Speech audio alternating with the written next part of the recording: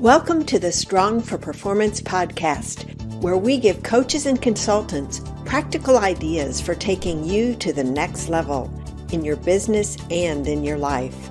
I'm your host, Meredith Bell. I interview experts who've walked in your shoes and offer real-world experience that you can apply to your own journey.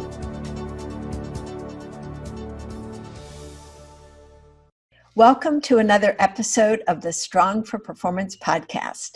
I'm your host, Meredith Bell, and today I want to welcome as my very special guest, Maya Huchan. Maya, welcome to the show. Hi, Meredith. Thank you for having me. Well, I am so excited about having Maya here because she has just written a very important new book. And Maya and I met a few years ago and have become close friends in addition to being good colleagues. So this is a special opportunity for me to just really share some great and important information with you, my audience. What I want to do first, though, is tell you a little bit about Maya because her credentials are very impressive. She's a globally recognized speaker, author, and Master Certified Executive Coach. In fact, Maya was one of the founding members of the Marshall Goldsmith Group. She and Marshall are good friends. In fact, you've been called the female Marshall Goldsmith when you've presented, haven't you? Yes, a few people have called me that. It's an honor. Yes, that's wonderful. And also, Maya specializes in diversity and inclusion, as well as cross-cultural management, because originally, I believe you're from Taiwan, right? Correct. Yes, And so having that understanding of a very different culture, but having been in the United States now for more than 30 years, it's really, you've got this unique understanding of those cultures, and then in your work around the globe, so many others.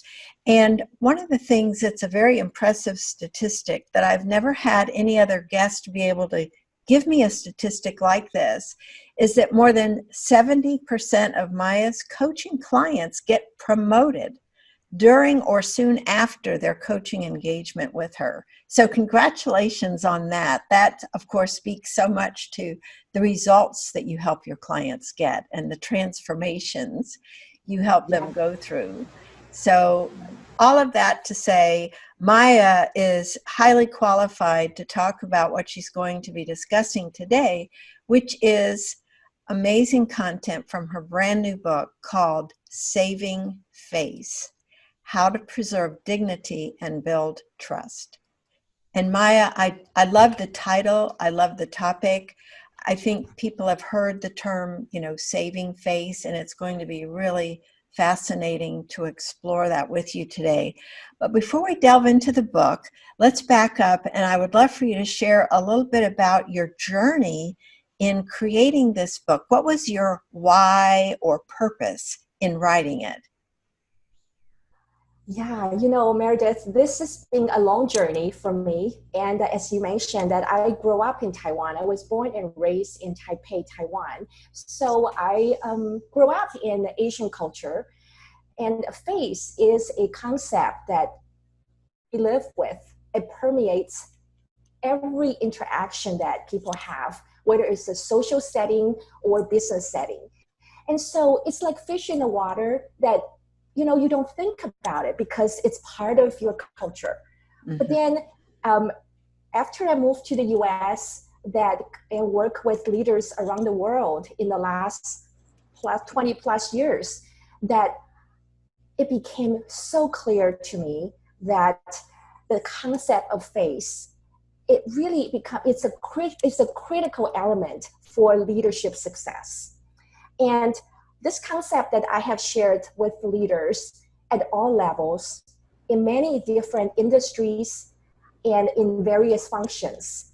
And many, many times the leaders have realized that so many challenges, the disappointments, the frustrations, or the pain point that they have experienced in their leadership journey, when they look deeper, when they hear this term that says it's not about the money, and the real issue is often about face. And then so this is so essential for leadership, but it's also at times counterintuitive for many leaders. And so this became something that I was fascinated about, and I became so much more aware.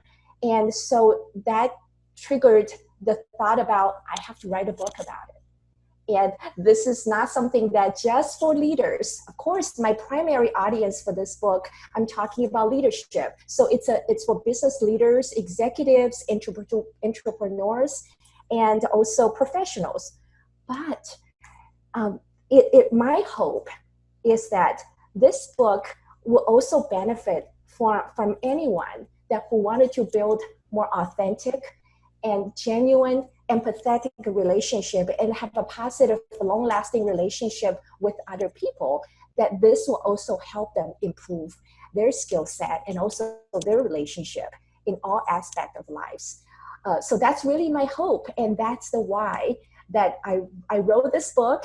And it took a long time to really put this all together, but I'm really hoping that this will be helpful to my readers.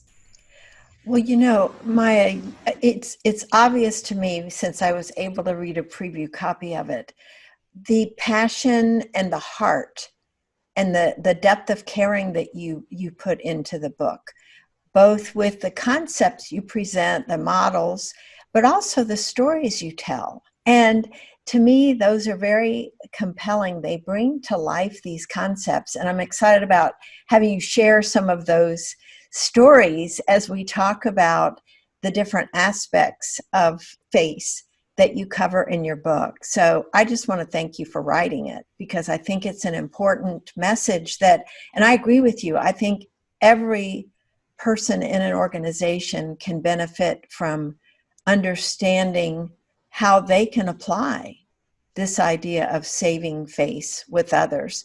So in the preface, I wanted to just read this sentence because I thought it just resonated with me so much. You said, building authentic and lasting human relations may be the most important calling for leaders in this century. And I just went, yes, when I read that. And so I just like to hear your perspective. What is it that makes that particular ability to build authentic and lasting human relationships, why is that so critical at this time? Yeah, in my working as executive coach and leadership consultant with leaders around the world, that what I have discovered is that the leaders are working today more and more with diverse populations. So they have to work across geography, across time zones, and they also have to work with people from different gender, different cultural backgrounds, different generations, and also just different thinking style and different personalities. So, leaders must be able to think in many different ways, and then to be able to move in different circles. And they have to be more aware of the human differences so then they can be effective in engaging and connecting with people that they work with. So to be able to manage this diversity, that they must be able to have this very special ability to tune in with those human differences. And then so that be aware of the concept of face is really going to be crucial. And, on top of the diversity, the factor that leaders have to deal with, that we all know that during this very challenging time of the virus, that everybody's working from home. So all of a sudden the leaders have to deal with not only the work at hand, but they also have to start managing remote teams. And managing remote teams using technology to communicate, to engage, to get things done is quite challenging for many leaders, particularly for leaders who are not used to doing so. So that to be able to have that awareness of how do I come across, how do I show up as a leader? And the people are quiet, are silent on the phone in my team meetings, what does that mean? Are they engaged? Do they have any questions? And what are they thinking? What is their state of mind? And then so the managing virtually is something that the leaders have to with in this very challenging time. And that's why that to be able to stay connected and then to have this very high awareness of the concept of face with them. And on top of that, we're using social media all the time. So this is the third factor, is that where it's so easy for us to post a comment and that unintentionally that we alienate people, we can offend people or even insult someone we don't even know that impact is happening. And so, let me give you an example of someone that recently, Linda, let's just call her Linda, that she works for a software company. And she worked with people all over the world, and she communicates primarily using this platform called Slack. I think that a lot of us are using it. Now, so she used Slack to communicate with her team, even with somebody sitting right next to her.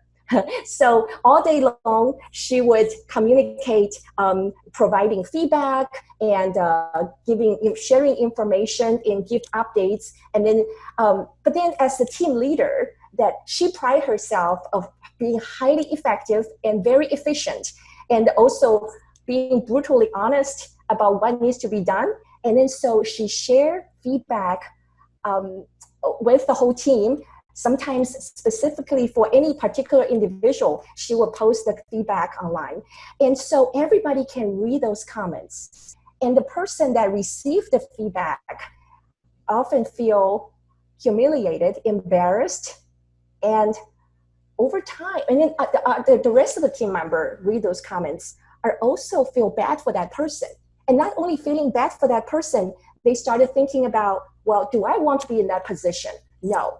So I'm not going to stick my neck out or try anything risky or share my opinions or my ideas, because I may get, I may get those the same kind of feedback online, and everybody's going to look at it and laugh at me.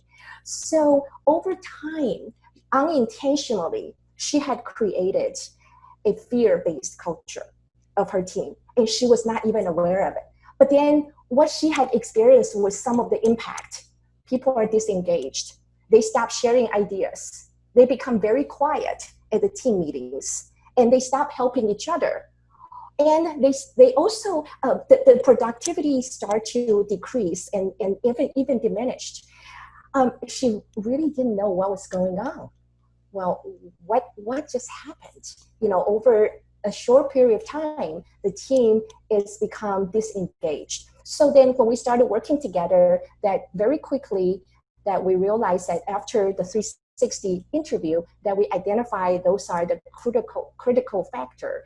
And I worked with her and coached her to really change the way that she managed her team. So then she was very consistently, very quickly changed the way she managed, sharing information, sharing feedback offline when it's critical, and then provide positive feedback online. And so it really transformed the way she leads by being more mindful and more intentional with her actions. She may have the best intention, but then her impact could be very negative because she didn't really attention to the concept of face. And then so she instead started rebuilding that face, and things got better after 6 months. That's a great story and a great lead-in too to this whole idea of what you mean by face, because you talk about 3 different aspects of it. And so you just covered, I think, all 3 there.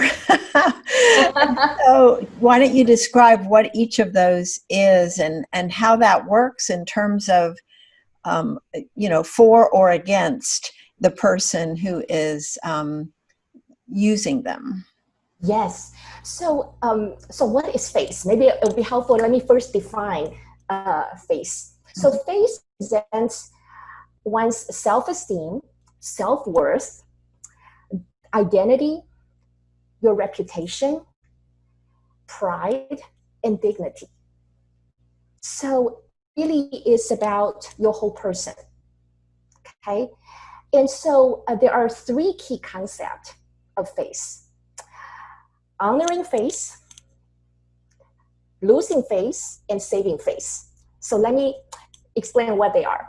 So honoring face is essentially taking actions to show respect, show appreciation, admiration, and grant dignity to others. Okay, so then when you think about giving face or honoring face, that there are many very simple ways you can do that. And many of us are probably already doing it, and then we probably don't even realize that we're honoring the other person. So for example, that we ask someone for their input, and we give credit to our team members for a project that's well done. We express appreciations to others, and we empathize. We listen to them and understand their challenges. And we acknowledge people's input. And also we invite people to give their voice, and then to in the discussion, and we give everybody their voice equal time and weight. Okay, this list can go on and on, but those are some of the very simple ways that leaders can honor face for people. Okay, now, so essentially you're sending a message to people that I see you, I hear you, and I respect you. Okay, now, so the second concept about face is you want to avoid causing somebody to lose face. So Chinese proverb that is something that I have heard, it's 1,000 years old. There is a Chinese proverb. It says, spilled water is hard to regain. Okay, so just imagine that you accidentally knock off a glass of water on the table, and it is spilled all over the floor. Now, if you try to get all the water back in the glass, it's nearly impossible, right? And then even if you get some back in your glass, do you really want to drink it? Yuck, probably not, right? So the saying, spilled water is hard to regain, really it's a way of saying that if you have said or done something to provoke shame, fear, guilt, or vulnerability in others, and it's like you spilled a glass of water, it's a damage is done. It's very difficult to repair. Okay, so those kind of negative feelings that we created, sometimes it's unintentional. In fact, a lot of times that we cause somebody to lose face, we don't even know it. So to give you some quick examples, like for example, the example that we shared about Linda, that she was giving negative feedback on Slack and not thinking about somebody it would lose face and lose motivation, but rather in her mind, she was thinking, I gotta fix this problem quickly. This is the easiest way to fix it. Okay, what's the big deal? That's just, I'm just gonna type it and then hit send. So that's when we can cause somebody to lose face unintentionally and then have a much bigger damage that for you to repair. And you can also fail to acknowledge somebody's contribution, and or sometimes can be insensitive jokes that you're telling, or making some comments that may actually create very ill feelings on someone and make people feel excluded. So those type of behaviors can cause somebody to lose face and we don't even know it. And so that's one thing I think that I often advise leaders is that we wanted to imagine that you have an antenna in your head, that when we, in the old days when we listen to the radio, right? When the antenna is down, what do we see? We hear a lot of static. It's not clear with the music or the speaking. Now, if we raise our antenna, and all of a sudden we can hear much more clearly, And because we're able to receive all the different signals. And so that's what I'm talking about, is that when when we can't go on autopilot all the time. As a leader, we have to be able to raise our antenna and then to be mindful about what we say, how we do it, and how we show up, so that we can actually avoid causing somebody to lose face. And then if you actually, by accident or mistakenly, cause somebody to lose face, that you can still fix it by saving face. So saving face is the third concept. Saving face is the authentic and intentional act of turning around a potentially negative situation to preserve dignity for all parties involved for a positive outcome. And then so my book has a lot of examples and tools to show you how to do it. That's great. I really like the way you break those down, because I think everyone can identify with times themselves when somebody has honored their face. Other times we remember very easily when somebody caused us to lose face. And then saving face, yes.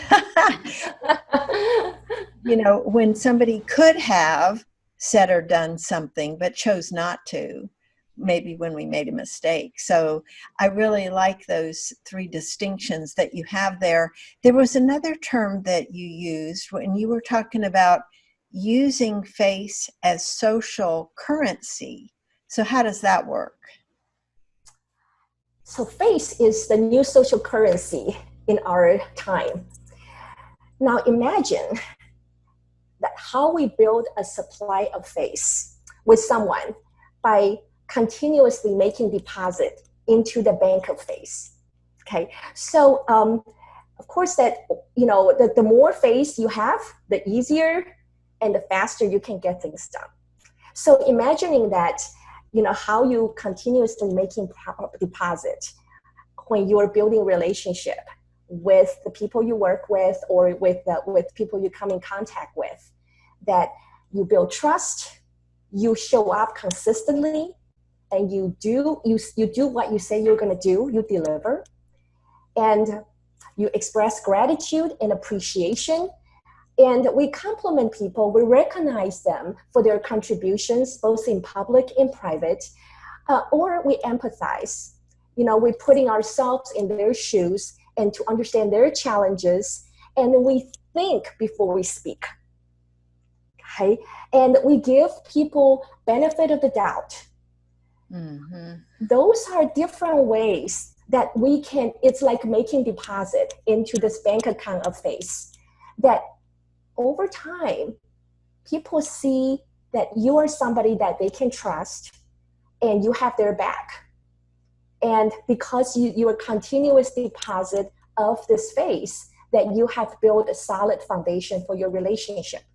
Now, so, if you think about when you're in a long-term relationship, somebody that you have known for a long time, somebody you trust and admire, that if they accidentally did something or said something that could be offensive, that we forgive them. We say, oh, he didn't mean that, or she didn't mean that, or I know this person, right? And so the same concept, when we need to make a withdrawal, for example, if we need to give somebody a negative feedback, or that or we may have to do something that is not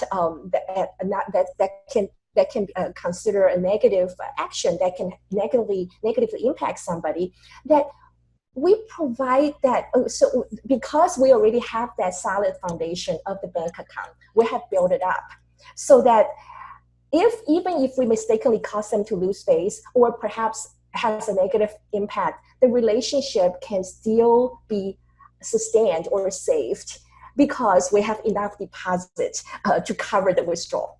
So that's why I like to use the social currency as a metaphor to think about using face as a social currency when we build that relationship. Mm-hmm. Is that we continue to make that deposit, and hopefully we never have to withdraw. But if we do, that we know that it's solid relationship, that we're still going to be okay. Yes. Well, it's so true because we're all human and we will inevitably say something or do something we didn't intend in any way to be offensive to the other person. And so I mean, it makes perfect sense that, in fact, you may save them. That's kind of funny.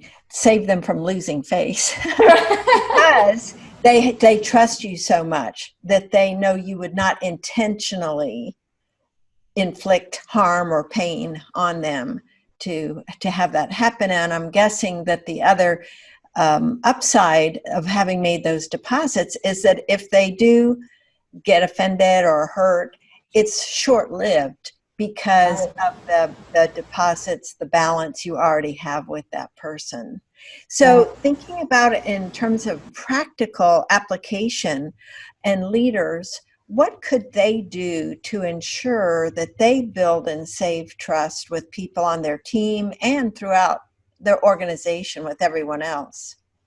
Yes, great question. So now, from a leadership perspective, that leaders, we have to manage such a complexity in our work in today's business environment.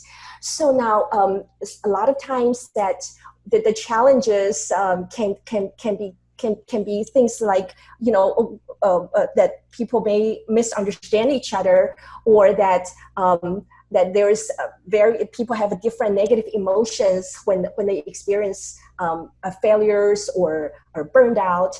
And then so when leaders experience those type of things, that we wanted to actually step back and then think about and listen carefully to see what's really happening here, and your employees or your team members may not actually say something like, "Oh, I lost face at work." They may not use No, those words, no, right? No, no. they may say something like, "My boss doesn't really appreciate what I do," or, "People don't take my ideas seriously. I don't feel heard."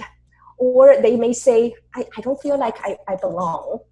Or I've been working so hard but I've been passed over for promotions multiple times. When you hear those expressions, when you hear those words, that you want to step back and say, what's really going on here, right? And when we think about leaders, how can we really continue to engage our team, and then to pay attention to what's happening? How do we engage them and provide encouragement and also empowerment? Is to think about, it's almost like we're driving a car. It's not our daily commute that we're talking about as we work with people from diverse backgrounds. We have to think about, it's almost like we're driving in a foreign country, okay? And we don't know where we're going, and we have no idea what the destination look like. And I don't even have a GPS. So what do I do, right? And so as a leader, we have to turn off that autopilot and then start paying attention and thinking about, well, paying attention to what is happening with my team and check in with them. And so I like to kind of often suggest the leaders, particularly leaders who are working very result-oriented and very analytical and number-driven, data-driven leaders, and they're highly successful in doing what they do to deliver numbers. And I've worked with lots of leaders with that type of competencies. Those are their strengths. Mm-hmm. But then they're so strong in using their left brain that very often when they think about, being emotionally sensitive, or I need to check in with people to see how they're feeling, that's the right brain stuff that you often think that as a weakness. But then a truly successful leaders, they use both left brain and right brain, okay? And then when they are able to balance those two type of leadership approach, then they tend to be much more successful, and they come across as more empathetic yet highly effective. Let me give you an example of this client that he actually recently written an email to a team member. that's a virtual team member. This team member happened to be in a different country, and English is not his native language. So this leader wrote the email and said, well, I would like you to deliver this task by certain date. And he sent this message out, and then he received the message email reply later, and says 2 words on the email: no way. He was more than shocked. He was angry. He was thinking, what kind of email is that? How rude that you would tell me I'm your boss. How can you reply no way? And without any explanation. So he started writing a very angry email. He was frustrated. He was, this email was obviously, an angry email. And then so after I finished the email, before he hit send, he actually paused and then he read the email one more time. And then he thought, wow, this is not a nice email. And he thought, I've worked with the team member, this person, for almost a year. And it's always been very responsible, respectful, and hardworking. So this is not a typical behavior. And I wonder why email saying no way. You know what? Instead of sending this email back, I'm going to pick up the phone and talk to him and ask him what's going on. So he did not send that email. He picked up the phone and called. When he called this team member, he asked, what happened to this email that I sent you and you say no way? And then this team member was very apologetic, and he explained that the same week that the boss gave him the deadline, he had 2 other deadlines that same week. And then he went out and explained in more detail about what the other 2 commitments were. He will also damage the relationship, and the employee may shut down and not knowing that how to deal with it. So it's something that I think as a leader, we need to be mindful and intentional about our actions. And going back to, you think before you act, and then don't go on autopilot. Mm-hmm. Well, that's such a powerful story. There's so many times I'm sure our listeners have had where they may have fired off an angry response without taking that pause that you were just describing, and then regretted it once they found out the full facts of the situation. Both of those stories with Linda that relied on Slack and this other manager, they both speak to the benefit of having a real conversation with someone versus relying on an online platform or email that's less personal, and there are all these nuances that you can't pick up. You can read into things very differently, and you can't check it in an email versus in a phone call. You're able to ask follow-up questions, clarify.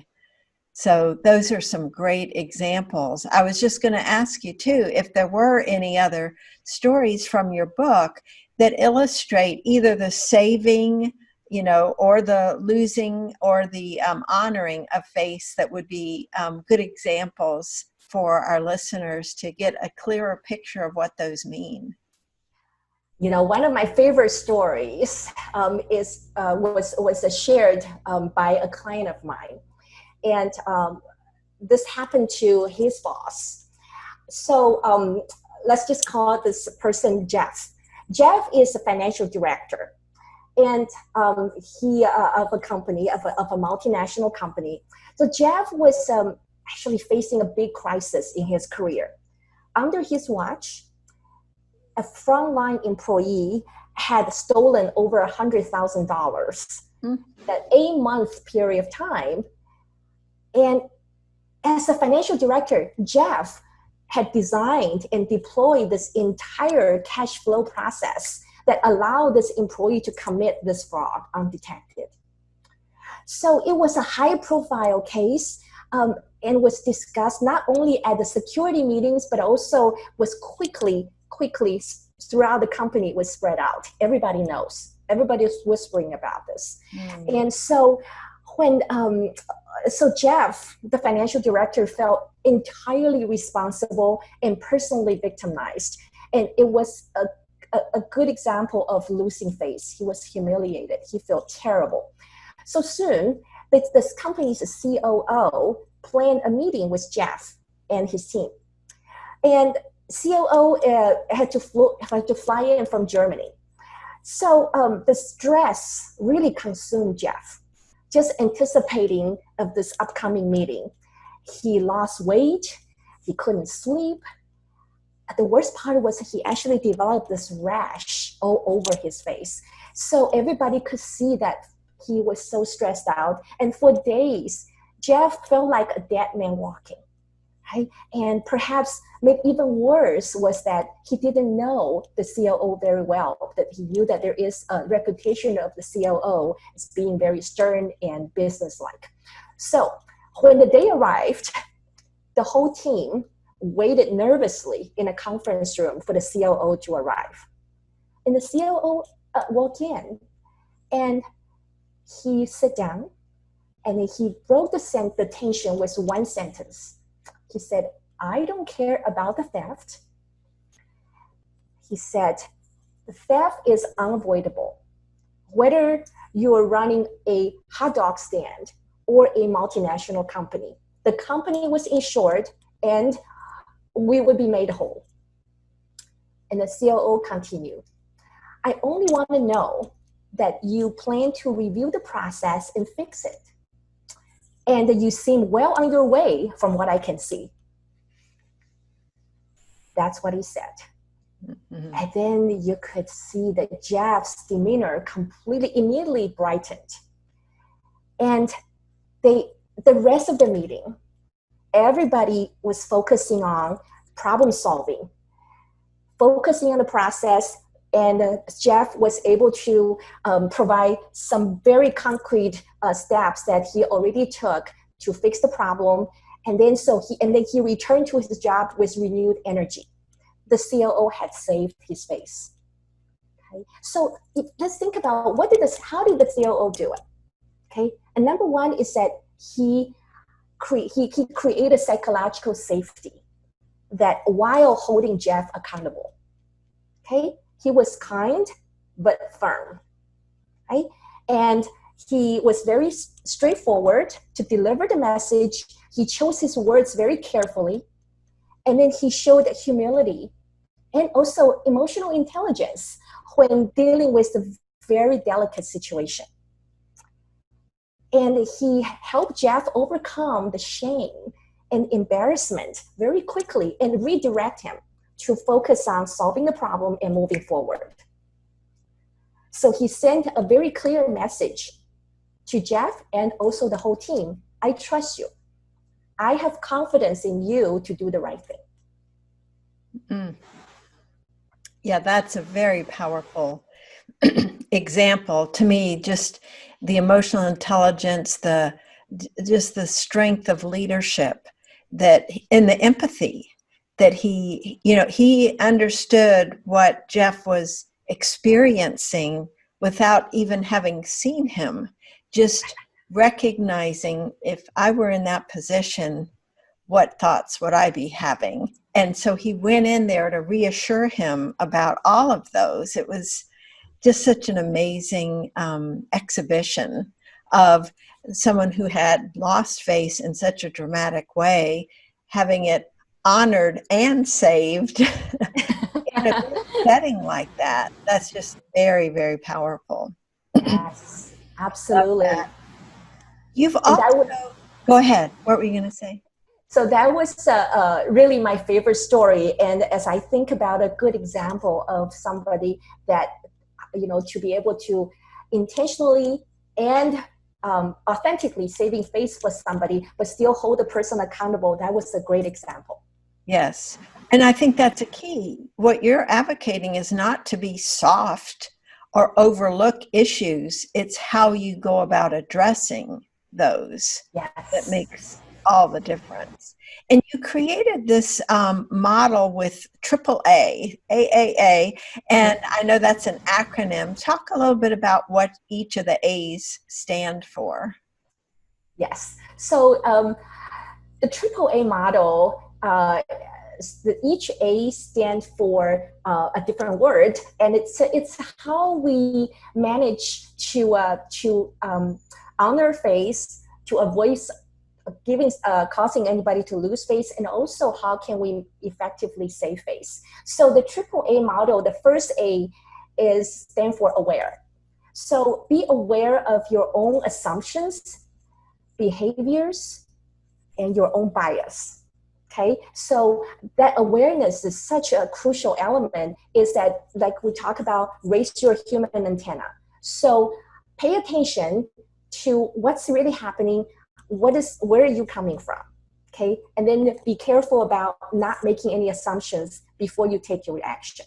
So that's the first A, aware. Now the second A is acquire.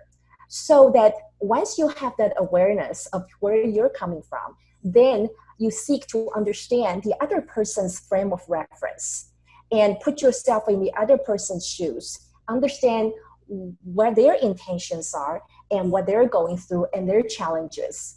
So acquire is asking questions and understand what's happening. And then once you have that information, that data, that facts, then the third A is adapt. So then you adapt your behaviors, you take thoughtful actions to produce positive outcome for everyone involved. So those are the 3 steps. It's very easy to remember, and I think that, but it's also something that takes some discipline to implement. It's aware, acquire, and adapt. Mm-hmm. And that's something that I have used it personally. And also I have, many of my clients have tried it, and it really helps. I have another funny story, if I may share. Sure, go ahead. So one of my, I'm working with the executive team of a multinational company. And one of the new team member is actually from an Asian cultural background. And then so in a very early stage, when the team are all working together, and then during a social situation, they're having dinner, and this Asian person said to the Australian peer that, oh, you're old and you're also getting fat. And so everybody else was terrified when they heard that. And then there's so many things going through their head, but everybody freeze because they don't know how to react to that. They thought, how could you say something so insensitive? And so afterwards, people were trying to figure out, well, what's wrong with this person and how can we fix this problem? How can we correct this so we don't create conflict when this new team is working together?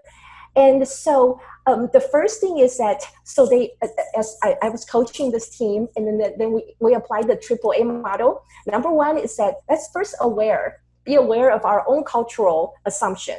And it's that in the Western culture, whether it's Americans or Australian or British, we assume that calling somebody old and fat is a very bad thing. It's disrespectful, and it's rude. So that's our own belief and assumption, right? So we're aware of that. And also another awareness is that we're all offended because we associate those old and fat as negative. Now, acquire is the next step. So I asked them to actually take a step to ask this person, why did she make that comment? Where is she coming from? And then so they did. They thought, well, okay, well, let's find out. And rather than assume they know the answer, they ask her. So then she said, oh, you know what, in Asian culture, that when we call somebody old, it really is a sense, because we respect seniority. And then so when somebody's older, automatically we grant them more respect. So then I actually really respect this person, and so that's why I called it older person is wiser, and so it's a good way for me to express my respect. And then calling somebody fat, I actually didn't use the word fat. I would say you've gained some weight, and then so you're glowing, you're looking healthy and strong and vibrant. So that was a good thing. And once they understood where she was coming from, and they had such a light bulb goes off and then says, wow, what a difference it makes just by asking and acquire that additional information, and then rather than assume the ill intention. So then they adapt. What they did was that they adapt the new way of working with each other cross-culturally, is to ask questions and then to be more aware, and then so that we don't just automatically draw the wrong conclusion. And so the team is working really well together. And then they thought about that incident, and everybody is giving them an all big laugh. It is interesting, the change in perspective that you have once you do take the time to. I love that middle step, acquire, where you're really inquiring too. Yes. You're getting past your perceptions, your assumptions about what the person meant, to really explore that.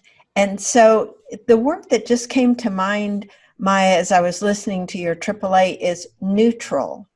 You stay neutral, so you don't assign a meaning to someone's intent, good or bad, related to what they're saying, but instead to pause and explore.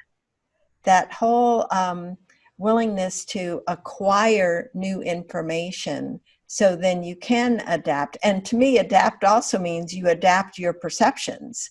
Yes. Because you've had your eyes opened up. And I think giving people the benefit of the doubt and not assuming the worst, to me, it's all beautifully related to your whole, concept of face.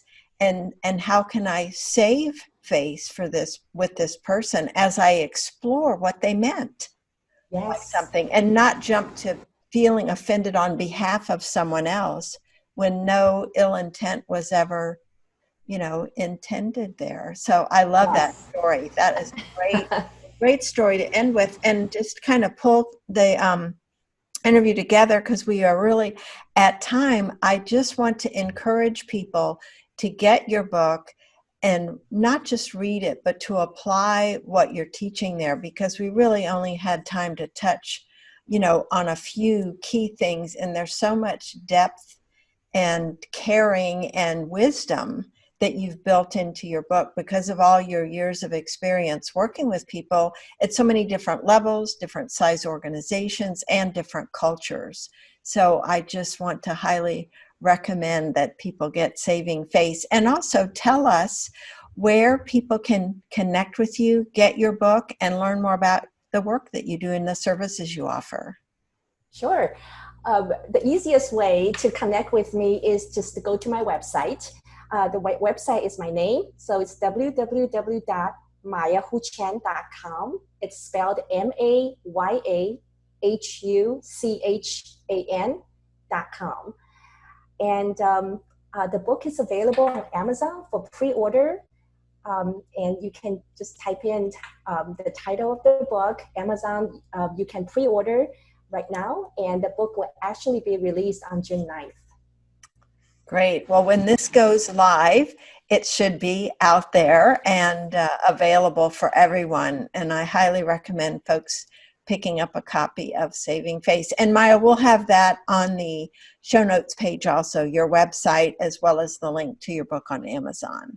So thank you so much for being with me today. It was such a pleasure to get to talk to you about this. And it's such an important topic, really critical. Circling back to your preface, this thing of building, very strong relationships is key, and face is a key component of that. So thank you. Thank you so much. Thanks for tuning in to the Strong for Performance podcast. Now head over to growstrongleaders.com to learn how our tools can increase your impact with clients and expand your business. And while you're there, grab our free ebook, The 5 Secrets to Getting Better at Anything. Until next time, I'm Meredith Bell. Make it a great day.